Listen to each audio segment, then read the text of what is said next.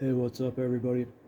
When I started this channel, I decided that I really wanted to focus on reviewing books that either haven't been reviewed yet or haven't been reviewed very much, unless I felt I could contribute something different, especially as a person who hasn't read that much fiction. Well, I quickly learned that, especially with fiction, it's pretty hard to find something that hasn't been reviewed yet. So, while I will continue to try to find things that haven't been reviewed, you will be seeing things like this: The Player of Games by Iain M. Banks. This is the second out of 10 books in Iain M. Banks' Culture series. And rather than being a string of sequels, they're all standalones within the same universe. And I don't think there's very much overlap between them, but I haven't read them, so I'm not sure. I'm just going off of some information I gathered. So, this Culture series is about an advanced spacefaring society that has transcended resource scarcity. They don't use money, they don't have to work, and they can modulate their own neurochemistry on a whim. Not having to worry so much about survival like we do, we get to see what life is like for a society like this and how some of the people occupy themselves. There's a lot of art and games. Uh, so I think this is a book I can review without spoiling anything. Iain M. Banks' Culture series has been compared to Star Trek. Ideas like social treatment of droids and other alien life forms are dealt with.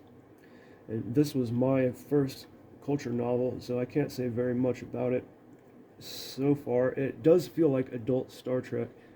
I don't mean to say that Star Trek isn't for adults. The little bit of Star Trek I've seen, The Next Generation, I really liked. But there are some seriously adult concepts in this novel, like graphic violence and dirty sex. So it's a pretty great recipe for a book, isn't it? The main character, Jerno Gerge, is the player of games, board games specifically, and he's incredibly skilled at them. None of the games are described in specific detail, but most of the ones in this book sound like some rough approximation of Risk, chess, and Magic the Gathering, although I've never actually played those games, except for chess a couple times. But one of the fun parts about this book is imagining more about how these games work and how they are played using the information we're given. It's narrated as though we're familiar with them, and the narrator is one of the characters from the story whose identity is revealed on the last page. This simple little idea really allows you to think about another layer within the story. It was a brilliant touch from the author. The story was pretty good, and as you go further into the book, you uncover more layers of that story, and it just continues to get better. So, Jerno Gerge is invited to play a game called Azad in an empire called Azad outside of the culture. This was a pretty interesting juxtaposition to the culture because it felt like this other civilization could have been like Earth, and it doesn't paint a very flattering picture. The characters in the story are pretty interesting, and the book has some really good humor in it. The droids, particularly, and the other characters' interactions with them made me smile many times. The droids are so human like in their behaviors, but of course they have things that humans don't, and we get to see how they, being so human like, use these features, probably just like how a human would if they could. And where else will you get to hear a man call a droid a piece of shit for blackmailing him? It was pretty great. There are a lot of pretty neat ideas in this book, like sentient spaceships, and the way the author writes about the rules of and the way these two very different societies operate.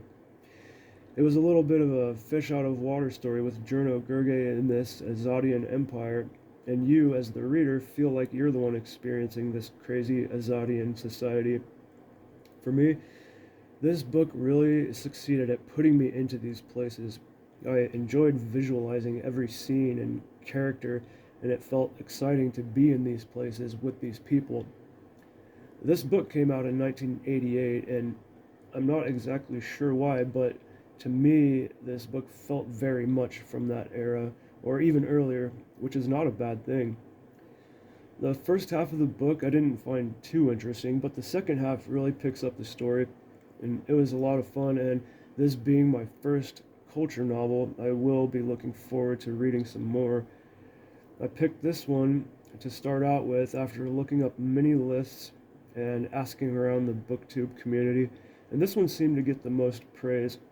I don't even play games, and I imagine if you are a game lover, it would really add another dimension to this book. I think the next one I will read will either be Consider Fleabas, which is the first one, or The Use of Weapons, which is the third in the series. But if you know me, I probably read like one fiction book for every 5 non-fictions, so I don't know when I'll get around to that. For now, thank you for watching, and I hope you liked it.